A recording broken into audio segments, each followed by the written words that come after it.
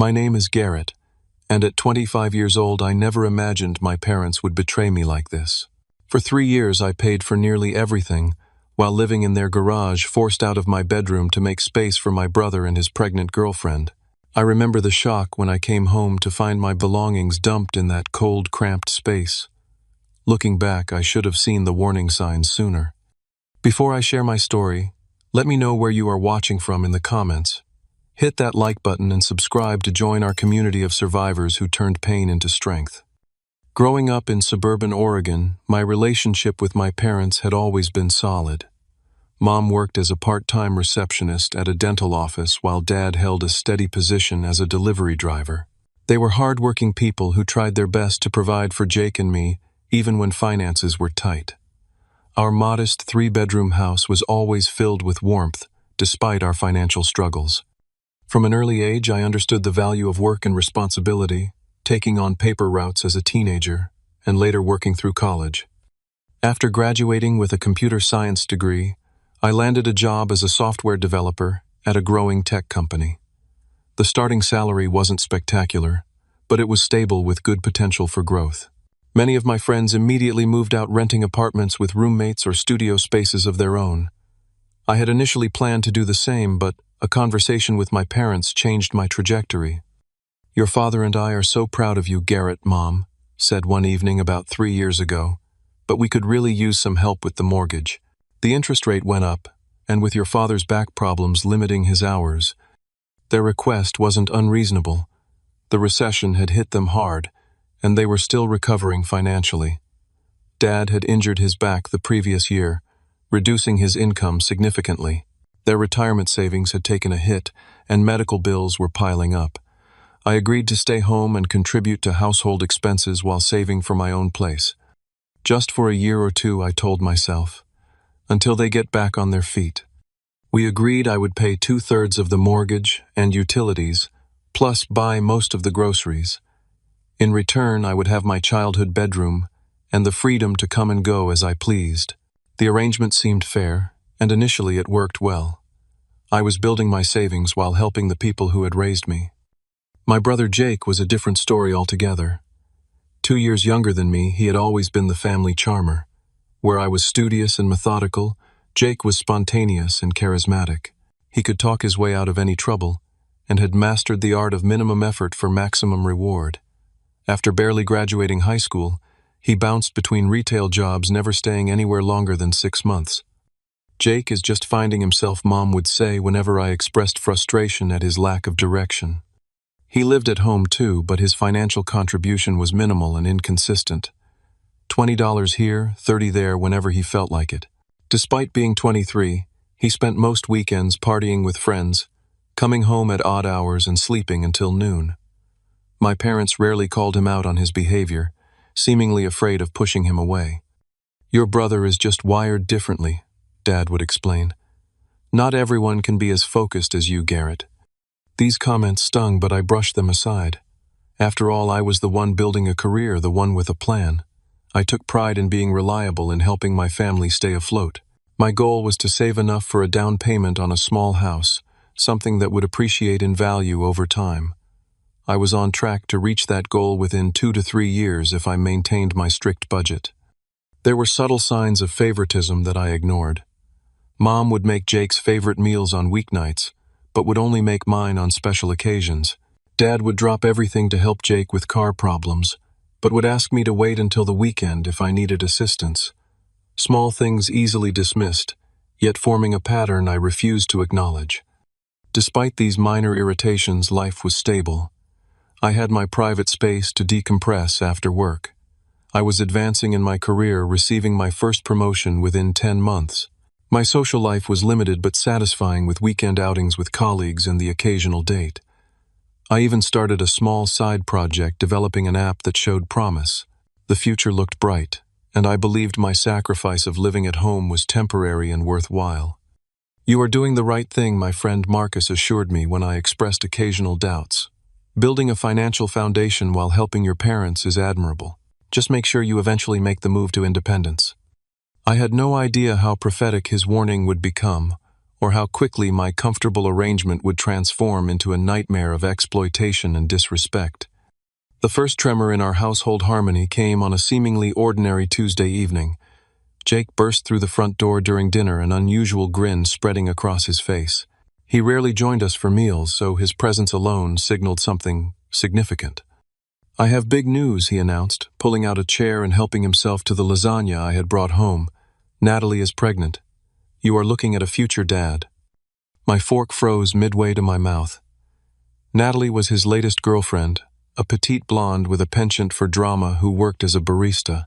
They had been dating for barely 4 months, and their relationship seemed as unstable as all his previous ones, marked by intense arguments, followed by passionate reconciliations. "Are you serious?" Mom gasped, her hand flying to her chest. "I am going to be a grandmother." What followed was a scene of jubilation that left me bewildered. Dad jumped up to hug Jake. Mom was wiping tears of joy, and questions about due dates and gender reveals filled the air. No one asked the obvious questions. How would Jake support a child? Where would they live? Was this planned or an accident? Instead, this unplanned pregnancy from my chronically unemployed brother was being celebrated like he had announced a Nobel Prize win. "This is wonderful news, son," Dad said, clapping Jake on the shoulder. "Nothing more important than family." I offered congratulations too, though with more reservation. That night I lay awake thinking about how this might affect our household dynamics. I never imagined just how dramatically my life was about to change. 2 weeks later, I returned home from a particularly grueling workday. A system crash had kept me at the office until 8:30, and all I wanted was a shower and the comfort of my bed. When I unlocked the front door, unfamiliar shoes were scattered in the entryway, and the living room was filled with boxes. "Mom, Dad," I called out, navigating through the clutter. Mom appeared from the kitchen, an odd expression on her face, somewhere between guilt and defensiveness. "Garrett, we need to talk," she said, gesturing toward the dining table. Dad joined us, avoiding eye contact. "Jake and Natalie are moving in with us," Dad announced without preamble. "They need stability before the baby comes." "Okay," I said slowly, unsure why this required a formal discussion. Jake had essentially been living at home anyway, just disappearing for days at a time to stay at Natalie's shared apartment. "They can use the guest room, right?" The uncomfortable silence that followed sent a chill through me. "Actually," Mom continued, her voice unnaturally bright, "we think they need more space with the baby coming and all. They will need room for a crib and changing table." "So we gave them your room," Dad finished, finally meeting my eyes with a challenging stare. "We moved your things to the garage. We fixed it up for you." The words hit me like a physical blow. My room. The space I had maintained, the sanctuary I retreated to after long workdays supporting this household, given away without consultation. "You did what I asked," my voice barely audible. "It is already done," Mom said, patting my hand as if soothing a child. "Come see what we did with the garage. It is quite cozy."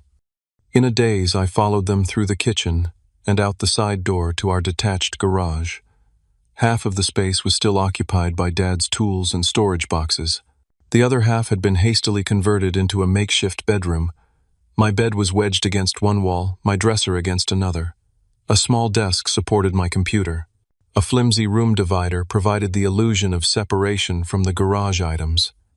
"We put in that space heater for winter," Dad said proudly, pointing to a small unit that looked woefully inadequate for the uninsulated space. "And we ran an extension cord for your electronics." I stood silently, taking in what they had done. The concrete floor was partially covered by an old area rug. There was no proper closet, just a metal rack for hanging clothes. The single window was small and covered with security bars, offering minimal natural light or ventilation. "Where is the bathroom?" I finally asked. "You will use the downstairs half bath," Mom explained, "and you can shower in the main bathroom when Jake and Natalie are not using it." My belongings had been packed haphazardly with little regard for organization or care. Books were stuffed in random boxes, framed photos piled in a corner, some with cracked glass. The disrespect was palpable. "You did this without asking me," I managed to say, struggling to keep my voice steady. "I pay most of the bills in this house." "It is only temporary," Mom insisted, though her eyes slid away from mine. just until they get on their feet. Family needs to stick together during important times like this. And you are not even here most of the day, Dad added. You are at work. They need the space more than you do. Before I could formulate a response, the sound of laughter drew our attention back to the house. Jake and Natalie were walking through the kitchen, arms full of shopping bags. They spotted us through the open garage door. "Oh hey," Garrett Jake called cheerfully. "Thanks for the room upgrade, bro. Natalie loves the extra closet space." Natalie offered a small wave, her free hand resting on her still flat stomach. "The nursery will look amazing once we paint. I am thinking mint green." They disappeared inside, leaving me standing in my new home, the reality of my situation sinking in with crushing weight. The space they referred to as a nursery had been mine just hours ago. The walls they planned to paint had surrounded me since childhood. "This is wrong," I said quietly. "Do not be selfish," Garrett Mom chided. "They are bringing a new life into this world. Your niece or nephew. Would you really put your comfort above their needs?" Put that way, any objection I raised would make me the villain. I swallowed my protests, nodded numbly, and watched my parents return to the house, satisfied that I had accepted their decision. Left alone in the cold garage, surrounded by carelessly packed remnants of my life, I experienced the first true betrayal from the people I trusted most. Life in the garage proved to be every bit as difficult as I feared. December in Oregon brought temperatures that dropped into the 30s at night, and the small space heater struggled against the drafty walls and concrete floor.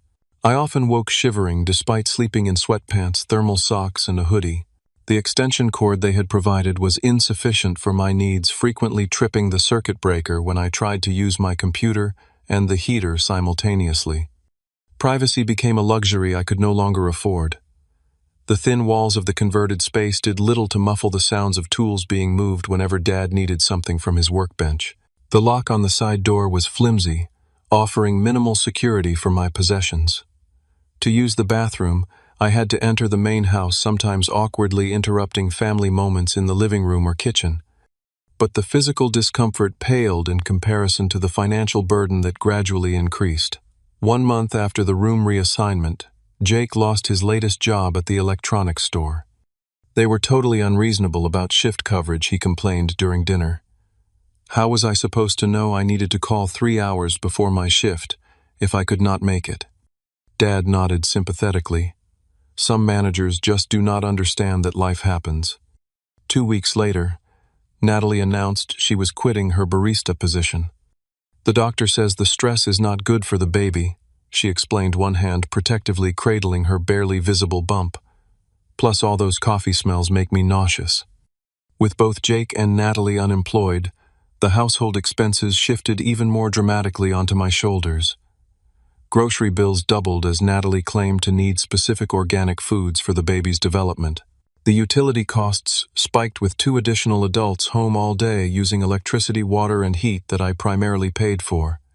When the first quarter property tax bill arrived, Dad approached me in the garage as I was getting ready for work. "Garrett, we are going to need a little more help this month," he said, showing me the statement.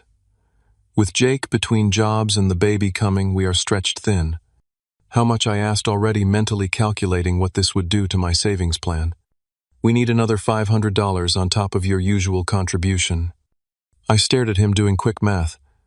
"Dad, that would mean I am paying almost 70% of all household expenses." He shrugged, unmoved by this observation. "We all need to pull together right now. This is what family does." Reluctantly, I transferred the additional money, watching my carefully built savings begin to erode. What was initially presented as a temporary arrangement showed no signs of changing.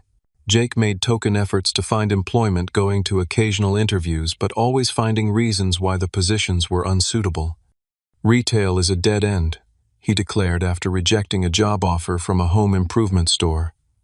"I need something with a future, you know." Meanwhile, Natalie made herself increasingly at home, rearranging kitchen cabinets to her liking and leaving her personal items scattered throughout common spaces. She developed a habit of using my premium shower products whenever I left them in the bathroom, claiming pregnancy brain made her forgetful about which items were hers. My attempts to establish boundaries were met with resistance and accusations. Seriously, Garrett, it is just shampoo, Jake snapped when I mentioned the issue. Do you really want my pregnant girlfriend using cheap stuff with chemicals? Personal items began disappearing from my garage space. My wireless headphones vanished only to reappear weeks later in Jake's possession. I thought you said I could borrow these, he insisted when confronted. I never said that. Well, pregnancy brain must be contagious because I could have sworn you did. The bathroom schedule became another point of contention. Despite agreeing that I would have access between 7 and 7:30 each morning before work, I frequently found Natalie occupying the shower during my allotted time. Morning sickness was her standard excuse, though it seemed suspiciously scheduled to coincide precisely with my bathroom time. After 3 months of garage living, I attempted to have a rational conversation about fairness and contribution. I chose a Sunday afternoon when everyone was home, laying out a reasonable proposal for shared responsibilities. I understand supporting family is important. I began carefully, but I think we need to discuss a timeline for Jake and Natalie finding their own place, or at least contributing to household expenses. The reaction was immediate and hostile. I cannot believe how selfish you are being, Mom said, her expression disappointed. Your brother is preparing to become a father. Do you not care about your niece or nephew at all?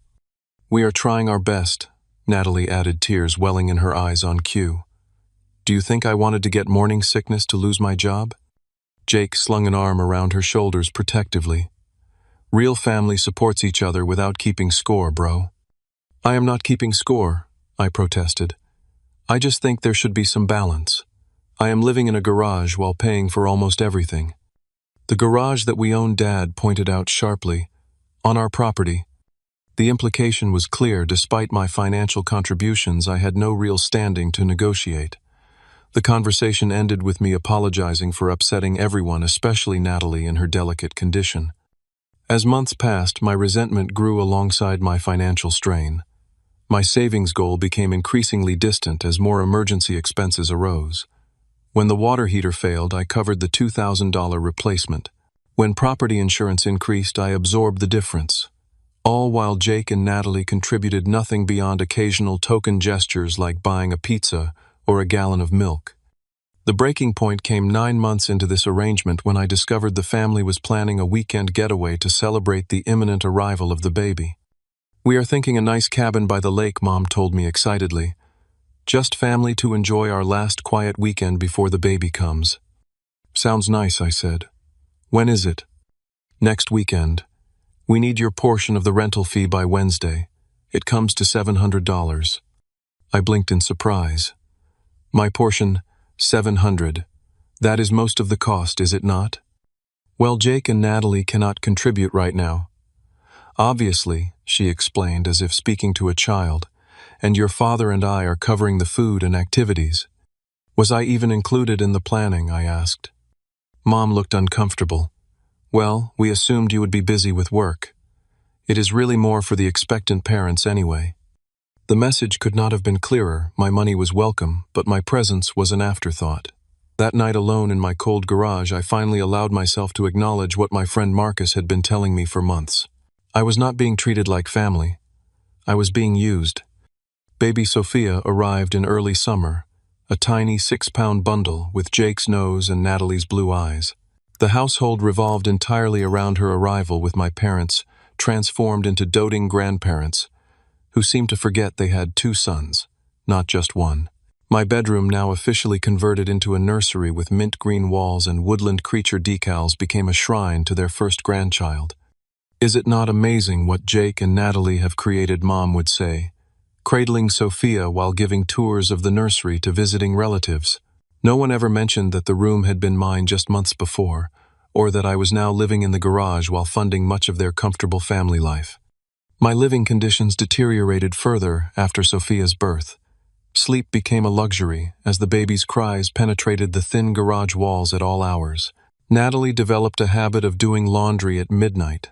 The washer and dryer, located just on the other side of my makeshift wall, their rumbling and buzzing, making rest impossible.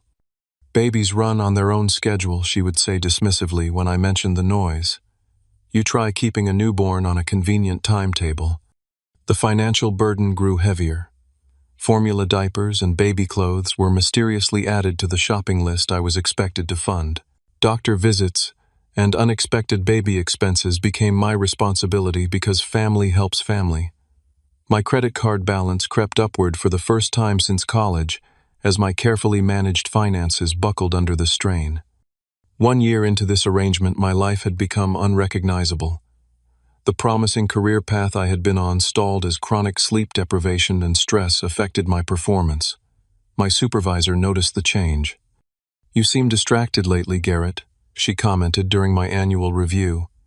"The quality of your code has slipped, and you have missed 2 project deadlines. Is everything okay at home?" How could I explain that home was a drafty garage, where I slept on a twin bed between storage boxes and power tools, that I was essentially supporting 5 people on 1 salary, while being treated like an unwelcome tenant? I mumbled. Something about temporary family issues and promised to improve. My social life withered away entirely. Friends stopped inviting me out after I canceled too many times due to family obligations or financial constraints.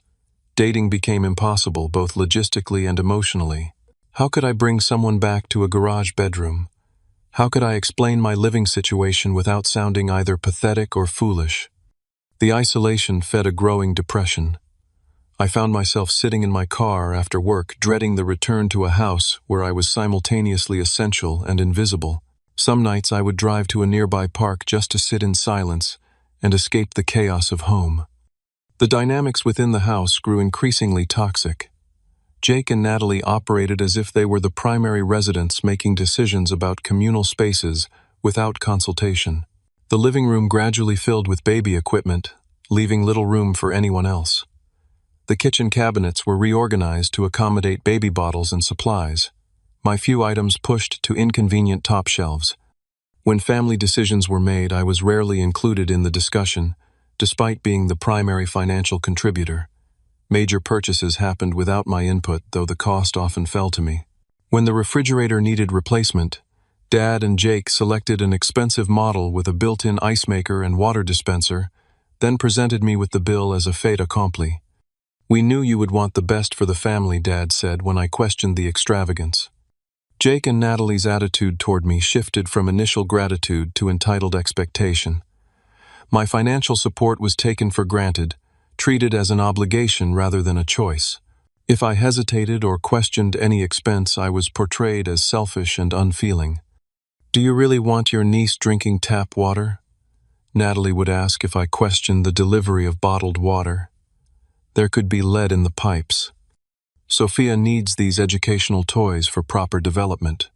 Jake would insist when ordering expensive baby items online, "unless you want her to fall behind other kids." Every request came wrapped in guilt and emotional manipulation. Every refusal was met with accusations of not caring about family. The weight of being the responsible one crushed me a little more each day. The contrast between how my parents treated Jake and me became impossible to ignore.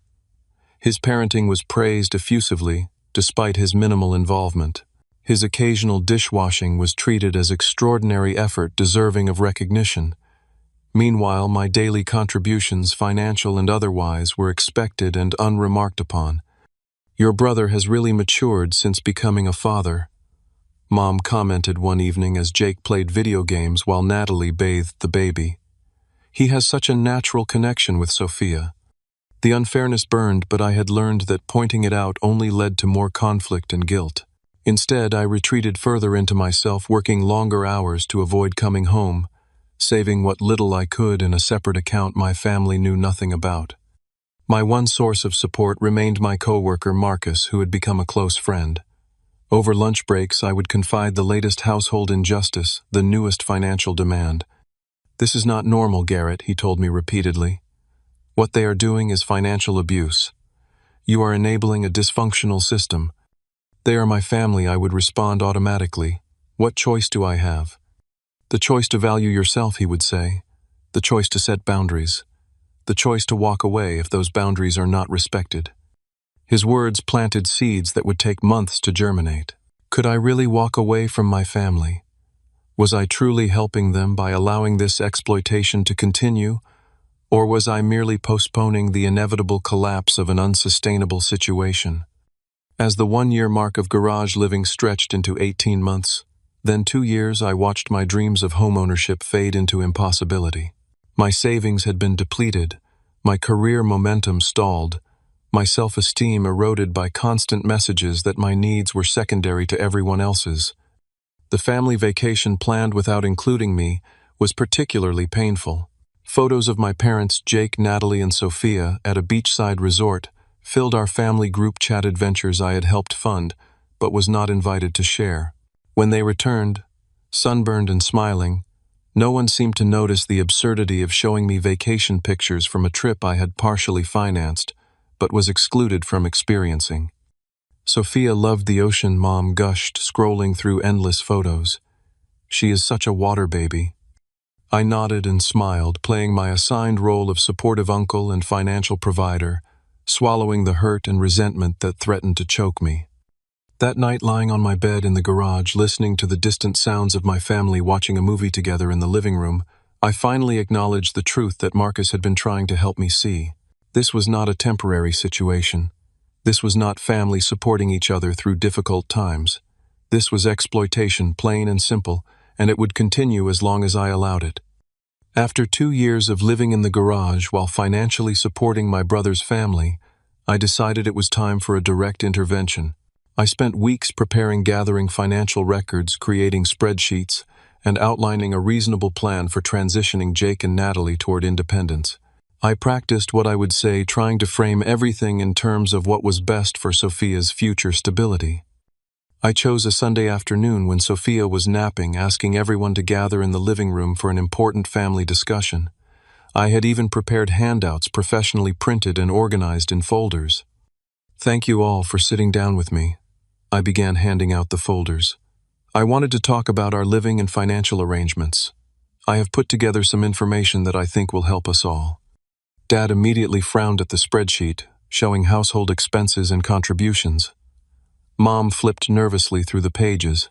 Jake did not even open his folder, instead leaning back with arms crossed defensively. Natalie took one glance and slid her folder onto the coffee table. "I have been supporting this household at unsustainable levels." I continued carefully. "Currently, I am covering 78% of all expenses while living in a converted garage. This arrangement was presented as temporary, but we are now 2 years in with no plan for change." "Are you saying we are not grateful?" Mom interrupted, her voice tight. "Because we appreciate everything you do, Garrett." "This is not about gratitude," I clarified. "It is about creating a sustainable situation for everyone, which is why I have created this 3-phase plan to help Jake and Natalie transition to financial independence." I directed them to the relevant page, which outlined a gradual 6-month process where they would incrementally take on more financial responsibility while I would continue providing decreasing support. "Phase 1 involves both of you finding at least part-time employment," I explained. "I have researched several options that would work around Sophia's schedule, including remote positions and jobs with flexible hours." "So you want Natalie to abandon our daughter to strangers?" Jake interjected, his tone confrontational. "Not at all.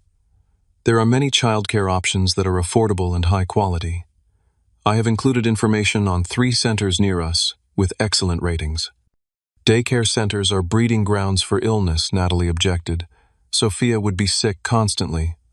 "Studies actually show that early socialization strengthens the immune system," I countered. "But more importantly, this plan would allow you both to start building careers and financial independence, which is better for Sophia long-term." "I cannot believe you are trying to dictate how we raise our child," Jake said, his voice rising. "Since when are you the parenting expert? You do not even have kids." Dad raised a hand to quiet Jake. "Garrett, while I appreciate the effort you put into this, you have to understand that Jake and Natalie have a child to raise. That is their primary responsibility right now." I understand that, I said, frustration building. But parenthood does not absolve people of financial responsibility. Most parents work and raise children simultaneously. "We are not most parents," Natalie declared.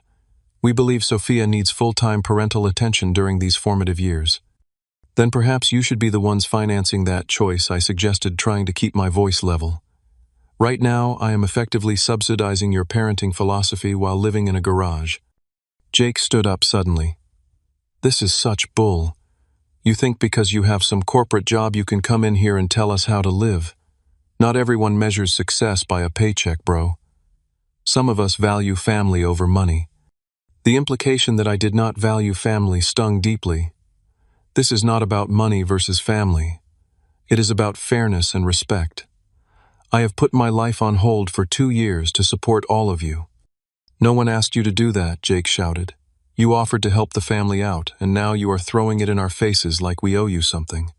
You do owe me something, I responded, my careful composure finally cracking. You owe me basic respect and consideration. You owe me acknowledgement of the sacrifices I have made. And yes, you owe me a plan for how this situation changes going forward. Natalie began to cry right on cue. I cannot believe you are attacking us like this. We are just trying to do what is best for our daughter. Mom immediately moved to comfort her. It is okay, sweetheart. Garrett does not understand the pressures of parenthood. This is not about parenthood, I insisted. This is about basic fairness. I am living in a garage while paying for most of the household expenses. How is that reasonable? Dad stood up, his expression stern. That is enough, Garrett. I will not have you upsetting Natalie in her condition. Her condition, I asked, confused. What condition? A moment of awkward silence followed before Natalie placed a protective hand over her stomach. We were going to announce it this weekend. I am pregnant again. The news hit me like a physical blow.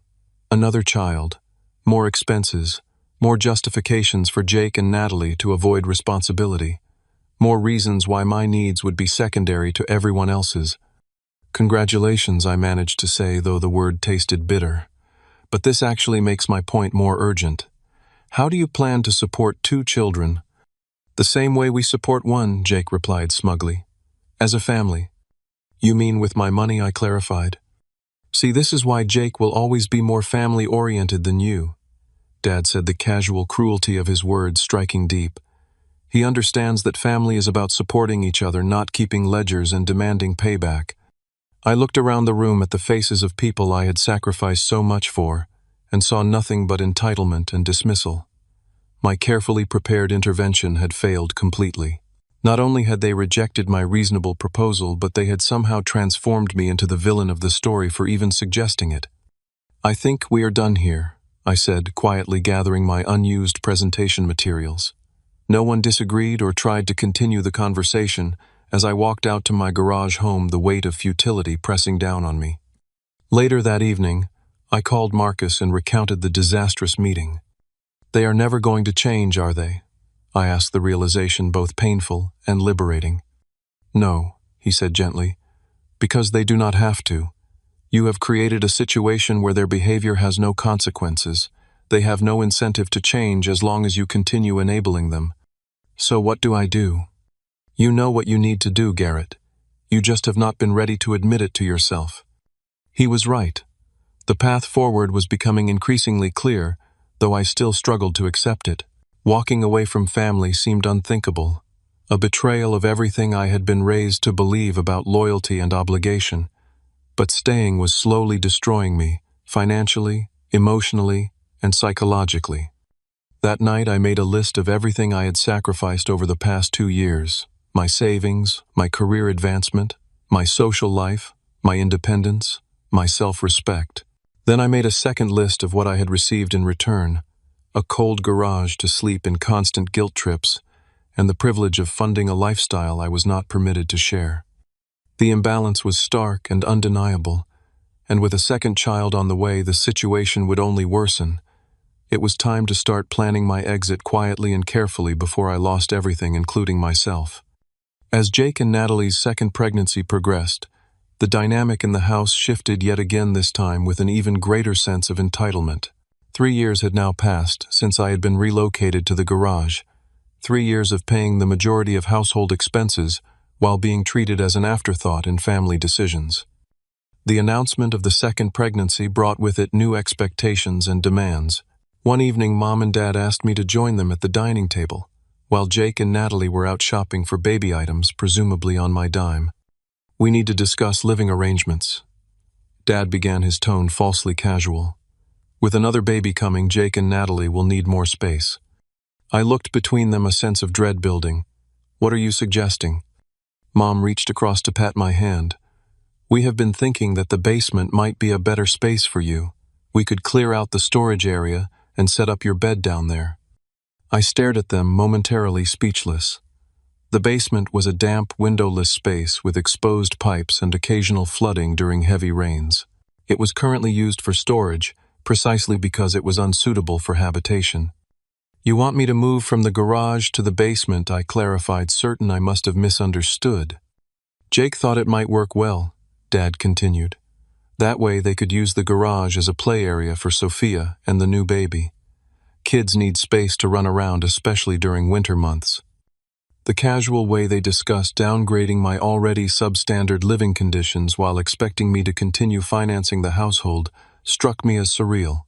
3 years of sacrifice had not earned me even the most basic consideration. "Have either of you been in the basement recently?" I asked.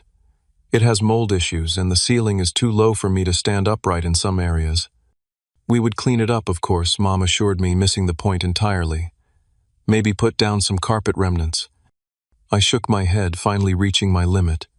I am not moving to the basement. If anything, after 3 years of paying most of the bills, I should be moving back into an actual bedroom in the house. Their expressions shifted from expectant to affronted, as if my refusal was both unexpected and unreasonable. "Garrett, you need to think about what is best for the children," Mom chided. "They are the future of this family."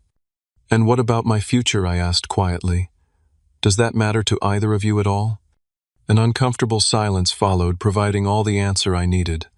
In that moment, a decision crystallized within me, a clarity I had been avoiding for too long. I would not be moving to the basement.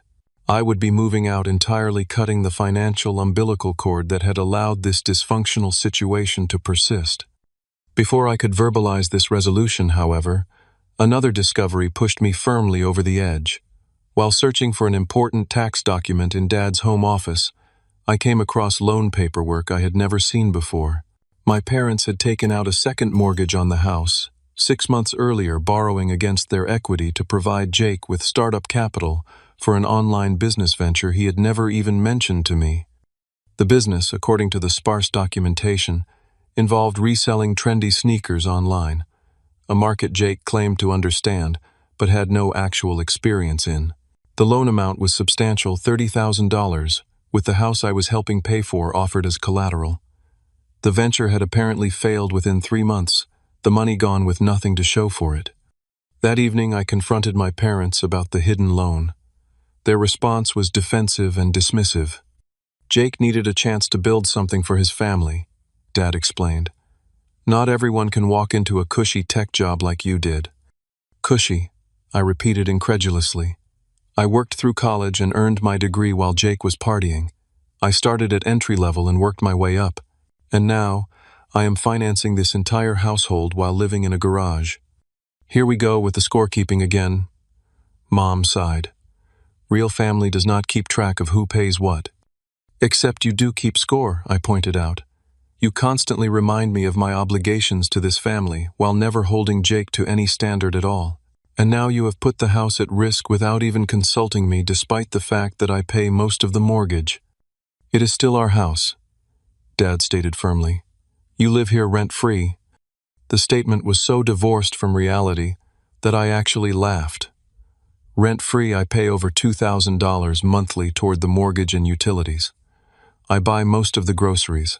I paid for the new water heater, the refrigerator, and countless other expenses. In what universe is that rent-free? "Well, if you are so unhappy with the arrangement, maybe you should find your own place," Mom suggested clearly, not expecting me to agree. "You know what? You are absolutely right. I should." Their expressions changed from defensive to alarmed, as they realized I was serious. "Now, Garrett, do not be hasty," Dad backpedaled. We can discuss the basement situation further. This is not about the basement, I said, my voice steady with newfound resolve. This is about 3 years of being taken advantage of, while being made to feel selfish for having basic needs and expectations. I am done. I walked away from that conversation with a weight lifted from my shoulders. The decision had been made. Now I needed to execute it carefully and completely. Over the next 2 weeks, I quietly put my plan into action. I secured a 1-bedroom apartment across town, signing the lease during my lunch break. I opened a new bank account at a different financial institution and began transferring my funds. I created a detailed inventory of my possessions to ensure nothing would be accidentally claimed by Jake or Natalie. I arranged for a moving truck for the following Saturday, scheduling it during a time when I knew everyone would be home. This was not going to be a quiet exit. It needed to be clear and unambiguous. When the truck pulled up outside our house that Saturday morning, the family was gathered in the living room. Sophia was playing with blocks on the floor, Jake and Natalie were discussing baby names, and my parents were offering suggestions. The domestic scene might have appeared wholesome to an outsider, unaware of the dysfunction beneath the surface. "What is that truck doing here?" Dad asked, as I walked through with an empty box. "I am moving out," I replied simply. "Today." The announcement created immediate chaos. Mom began to cry. Dad demanded explanations. Jake looked stunned, and Natalie quickly gathered Sophia as if my departure might somehow harm her. "You cannot just leave," Mom protested. "What about the mortgage payment due next week? What about the property taxes coming up?" The fact that her first concern was financial rather than emotional spoke volumes. "I have paid my last contribution to this household," I stated calmly. "From now on, the 4 adults living here will need to figure out how to support yourselves." "This is about the basement, is it not?" Dad asked. "We can work something else out. Maybe convert the dining room for you instead." "This is not about where I sleep," I explained. "This is about being valued and respected as a member of this family, which I have not been for a very long time." Jake finally found his voice. "So you are just going to abandon your family when we need you most, with a baby on the way?" "I am not abandoning anyone. I am choosing to stop enabling a situation that is unhealthy for everyone, including Sophia and your unborn child. Children need to see adults modeling responsibility and mutual respect, not exploitation and entitlement." "We never exploited you," Mom insisted. "We gave you a place to live." "In the garage," I reminded her, "while I paid most of the bills. That is the definition of exploitation." As the movers began loading my furniture and boxes, the reality of the situation finally seemed to dawn on my family. Without my financial contribution, their comfortable lifestyle would immediately become unsustainable. The panic in their expressions confirmed what I had suspected. They had never prepared for this possibility, never developed a contingency plan for life without my support. "You cannot do this to us," Dad said, his anger barely contained. "After everything we have done for you." "What exactly have you done for me these past 3 years?" I asked quietly. "Besides, take advantage of my sense of obligation and make me feel selfish for having basic needs." He had no answer. As the last of my possessions were loaded onto the truck, I handed my parents an envelope containing information. They would need the date of my final contribution to household expenses, the account numbers for utilities I would no longer be paying, and the name of the affordable financial counselor I had researched for them. "I am not doing this to hurt you," I told them sincerely. "I am doing this because it is necessary for me and ultimately for all of you. Jake and Natalie need to learn financial independence. You need to establish realistic expectations about retirement. And I need to start living my own life." I knelt down to say goodbye to Sophia, who at 2.5 years old probably would not remember me as the uncle who had sacrificed so much for her comfort. "Be good, kiddo. I will see you soon." As I walked toward my car, Jake followed me out. "You will regret this," he said, his voice shaking with anger and perhaps fear. "When you need family someday, remember this moment." I turned to face him one last time. "I have needed family for the past 3 years, Jake. I needed respect, consideration, and reciprocity. I never received any of those things. That is what I will remember." With those words, I drove away from the house that had become a prison of obligation toward a future that, while uncertain, was finally my own to shape. The first night in my new apartment was surreal. The space was modest, a one-bedroom unit in a quiet complex with covered parking and a small balcony. Nothing luxurious, but entirely mine. I sat on my bed, surrounded by half-unpacked boxes, and listened to the unfamiliar silence. No Sophia crying, no Jake, and Natalie arguing, no parents making decisions about my life without consulting me. Just peace, beautiful and unfamiliar. My phone had been buzzing constantly since my departure, messages ranging from Mom's tearful pleas to Dad's angry demands to Jake's alternating threats and guilt trips. I silenced the notifications, needing space to process the magnitude of the change I had initiated. The financial implications were significant. My monthly expenses were now considerably lower without supporting 5 people. But I had depleted much of my savings over the past 3 years. My retirement contributions had been minimal, and my career advancement had stalled. I was essentially starting over at 28, far behind where I should have been. Yet despite these challenges, I felt lighter than I had in years. The freedom to make my own decisions, to prioritize my own needs without guilt, was worth every penny of financial setback. The fallout from my departure was swift and predictable. 3 days after I moved out, Mom called in tears. "The mortgage payment is due tomorrow," she sobbed. "We do not have enough to cover it." "I am sorry to hear that," I responded calmly. "You might want to call the bank and discuss payment options." "But you always handle this," she protested. "We are counting on you." "Not anymore," I said gently but firmly. "This is exactly the kind of dependency I cannot support any longer." Similar calls followed about utility bills, grocery money, and unexpected expenses. Each time I maintained the same boundary, I would no longer be the financial solution to their problems. 2 weeks after my departure, Dad showed up at my apartment unannounced. His expression was a mixture of anger and desperation. "This has gone on long enough," he declared when I opened the door. "Your mother is beside herself with worry. Jake and Natalie cannot make ends meet. You need to come back and fulfill your responsibilities to this family." I invited him in, offered him coffee, and calmly explained that I would not be returning. "My responsibility to myself has to come first now," I told him. "For years I neglected my own needs to meet everyone else's. That period of my life is over." "So that is it. You just abandon your family when things get tough," he demanded. "I supported this family financially for 3 years while living in a garage," I reminded him. "I did not leave when things got tough. I left when I realized the situation was never going to change unless I forced it to." He left angry and disappointed, unable to see beyond his perception of me as selfish and uncaring. It would take months before any member of my family began to understand the legitimacy of my position. In the meantime, I focused on rebuilding my life. I threw myself into work, earning a promotion within 4 months of my move.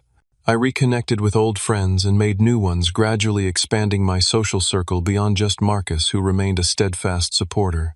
I started dating again tentatively, at first then with growing confidence, as I reclaimed my sense of self-worth. I also began seeing a therapist, working through the complex emotions surrounding my family situation. The guilt that had been my constant companion for years slowly began to dissolve as I gained perspective on the dysfunctional dynamics I had escaped. "What you experienced was a form of financial abuse," my therapist explained during one session. "Your family systematically exploited your sense of obligation while disregarding your needs. Walking away was not only reasonable but necessary for your well-being." 6 months after my departure, I received a text from Jake that surprised me. "Can we talk? Just the 2 of us." We met at a coffee shop near my apartment. Jake looked different, somehow older and more subdued. The trademark cockiness had diminished, replaced by something approaching humility. "Things have been hard since you left," he admitted, after awkward small talk. "Dad had to come out of retirement to work part-time. Mom is looking for jobs too. Natalie and I both had to find work, and daycare costs are killing us." "That sounds challenging," I acknowledged, neither gloating nor apologizing. I did not understand before he continued, staring into his coffee. "How much you were carrying for all of us. It was easier not to see it, to believe we deserved your help without giving anything back. It was the closest thing to an apology I expected to receive, and I accepted it as such. "What are you going to do now?" I asked. "What we should have done years ago. Grow up. Take responsibility. Natalie and I are looking for our own place, something we can actually afford. We both have entry-level jobs. Nothing great, but it is a start." Our relationship began to heal slowly after that conversation, not back to what it had been, but towards something potentially healthier based on mutual respect rather than exploitation. My parents took longer to come around. Dad maintained his position that I had betrayed the family by prioritizing myself. Mom wavered between guilt trips and tentative acknowledgments that perhaps the situation had been unfair to me. I maintained firm boundaries with both of them, limiting contact and refusing to be drawn into financial discussions. A year after moving out, I invited them to my apartment for dinner, a neutral meeting on my terms. They came still uncomfortable with our new dynamic, but making an effort.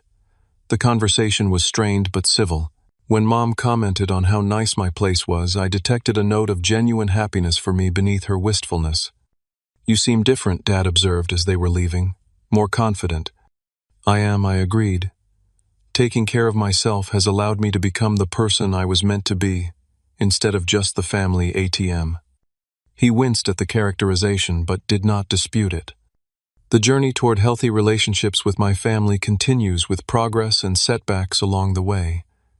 I maintain clear boundaries about money, refusing to slip back into the role of financial savior. Sometimes this creates tension, but I no longer feel guilty for protecting myself. The most profound lesson I learned from this experience was that genuine love requires respect and reciprocity. Supporting others should not come at the cost of your own well-being. Sometimes the most caring thing you can do, both for yourself and for those who have become dependent on you, is to step back and allow natural consequences to occur. I also learned that taking care of yourself is not selfish, it is necessary. Like the airline safety demonstration says, you must secure your own oxygen mask before helping others. By depleting myself to support my family's dysfunction, I was not helping any of us grow or thrive. Today, 3 years after walking away, my life is unrecognizable from before. I have been promoted twice at work. I have a healthy savings account again, and am back on track with retirement planning. I recently put a down payment on a small townhouse, achieving the goal that had been derailed by years of financial exploitation. My relationship with my family has evolved into something more balanced, though not without ongoing challenges. Jake and Natalie now live in their own apartment with their 2 children. They struggle financially but are learning to manage independently. My parents had to downsize to a smaller home but have adjusted to their new reality. We gather occasionally for family events, and I enjoy being Uncle Garrett to Sophia and her brother without the weight of resentment that once colored every interaction. I contribute to birthday and Christmas gifts, but my financial involvement stops there, a boundary that everyone now understands and respects. Walking away was the hardest decision I ever made, but also the most necessary. It allowed me to reclaim my life, and ironically made it possible for genuine family relationships to eventually develop, not based on obligation or exploitation, but on mutual respect and care. If you find yourself in a similar situation, trapped in a cycle of giving that depletes you while being taken for granted, know that setting boundaries is not selfish, it is essential. True love does not demand self-sacrifice to the point of self-destruction. Sometimes the bravest, most loving thing you can do is walk away. Have you ever had to set difficult boundaries with family members who took advantage of your generosity? Share your experiences in the comments below. And if this story resonated with you, please like, subscribe, and share it with someone who might need to hear that it is okay to prioritize their own well-being. Thank you for listening to my journey, and remember, you deserve to be valued not just for what you provide, but for who you are.